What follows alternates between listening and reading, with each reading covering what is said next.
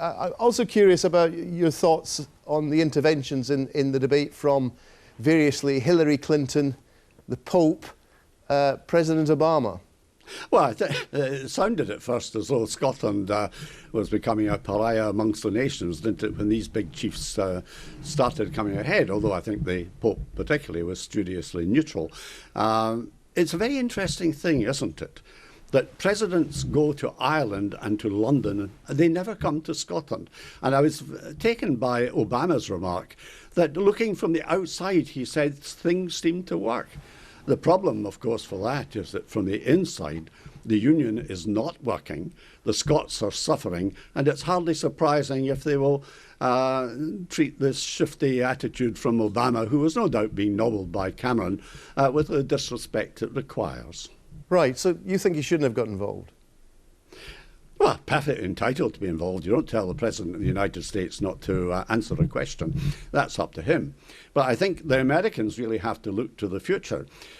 They have got Britain like a yo-yo or a puppet on a string. Right. Britain does everything they want. So why should they remove this complacent London and replace it with a much more prickly Scotland?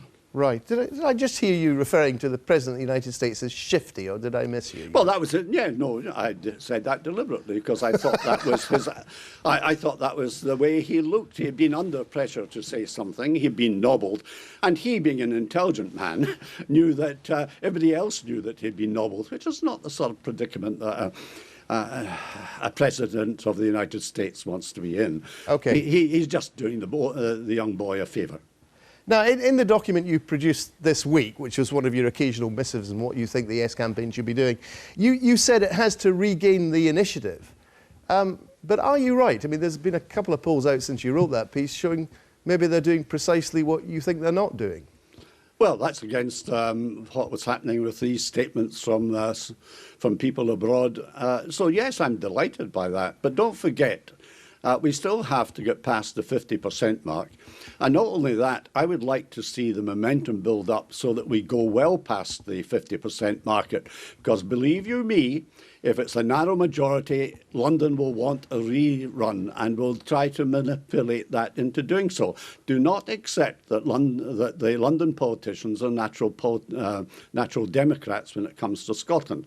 Scotland they regard as their possession, it's a colony, and they will not let it go unless they're forced to. But what is it you think the Yes campaign needs to do that it's not doing now?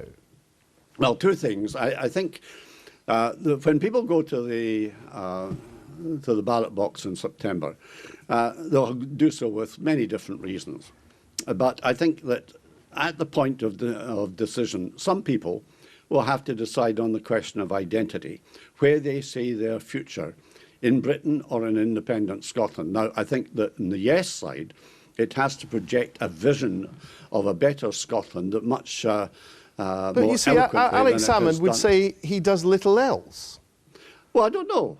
I think that my job is to persuade Alec to up his game a bit, and that the vision thing is very important. But secondly, so I'm sorry to pretend to be Alex Salmond, but if I were him... Well, you're doing a very good example of it, I think I would say to you, look, that's what I do every day. Look, for heaven's sake, I was out the other day making a speech about how exports in Scotland could go up under independence. So what am I doing wrong, I would say? Well, it's to be fair that it should be coming from a number of different sources and orchestrated, not just through the SNP government. I think this is Scotland's referendum, and what we want is a greater input from other leaders in Scotland who favour yes, but have ideas as to what should be done, and that does not include me, I rush to add. But the other side of the coin is we've got to point out that Britain is not necessarily a good thing. I mean, how can you be a member of a country with an 850-strong parasitic House of Lords, non-elected, deciding the laws? How can you look at Britain's history in Iraq and say, the SNP had never stopped banging on about this stuff? Oh, no, not by my standards. I think I may be slightly more tough than the SNP when it comes to hammering London. And they should also look at the economic issues, because that is the thing that will determine the votes of many people. Right. Jim Sillars, I'm not sure if he's one of your big mates, but he does write on the same website that you co-author together. He said a few weeks ago he thought Alex Salmond was a liability to the Yes campaign. Do you think he was wrong? I was safely in the Middle East when that happened, so... Sadly for you, you're back, and I'm asking you whether you agree with him. No, I don't think so. I think if you took Alex Salmond out of the equation, then there'd be a huge gap. I think one of the things that you have to watch is what the opposition are up to. And they're trying to say that if you vote yes, you're voting for the SNP and the SNP government, whereas this is, as I pointed out, Scotland's referendum, and Alec is a servant of the people in this respect. So he has the most substantial role to play as First Minister. But going back to my theme, you're required to orchestrate it much more broadly. Right. Now, you would prefer if an independent Scotland had its own currency. Does it concern you that there is no plan B on currency from the Scottish Government? There's just this insistence over and over again that, oh, the unionist parties are lying when they say they won't contemplate a currency union. Do you think that the Scottish Government, in fact, should not just have a plan B, perhaps, but be putting some mechanisms in place in the eventuality that there is a yes vote? I suspect that there's quite a bit of thinking going on inside the Fiscal Commission for Scotland on these issues. But let me put it to you in my capacity as a former politician. If the SNP had come up with Plan B, C, D, E, F and G, it would subjected them to immediate hostile criticism. The fact of the matter, and it's a practical question, is that I believe that it is a bluff on the part of Westminster, but if not, then Scotland will adopt the same currency as sterling and use it. And even then, you see, even if there were a fiscal zone, there would have to be a period of 5-10 years where we were within the pound sterling area. And then we could have our own currency, we could float it, but only after consultation and only after it was observably beneficial to the Scottish industry. Right. Although it would be very difficult to do that. I mean, if there's even the slightest smidgen of doubt, if you go into a currency union, that you don't intend to stay in it, that is just asking for trouble from the financial markets. No, well, the financial markets will react to the reality of a situation, which is that Scotland's trading position is very much stronger per head of population than that of the UK. So I don't think the problem may occur, of course, for London. Because if you take away Scotland's exports, then their balance of trade immediately diminishes, and the financial markets will have a look at that. So there has to be cooperation, quite obviously. Now, one of the other things you said in your missive was that people shouldn't take seriously the promises from the unionist parties for more devolution. But why not? I mean, an awful lot of the Yes campaign seems to, on the currency union and on devolution, seems to assume that the other side of the debate are lying. Well, the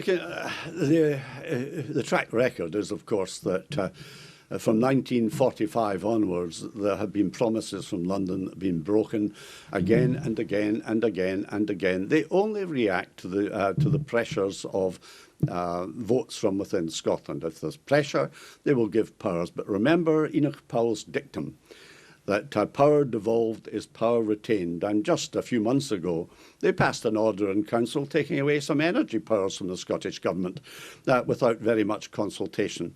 They can do what they like. And if Scotland votes no, and this is a very important matter, Scotland will be defenceless. I think you will find that in a very skillful, courteous way, they will start filleting Scottish institutions. The second thing is, of course, people don't really know that the next round of public expenditure cuts, 25 billion, is just down the road. And a day after the next Westminster general election, it will come into effect.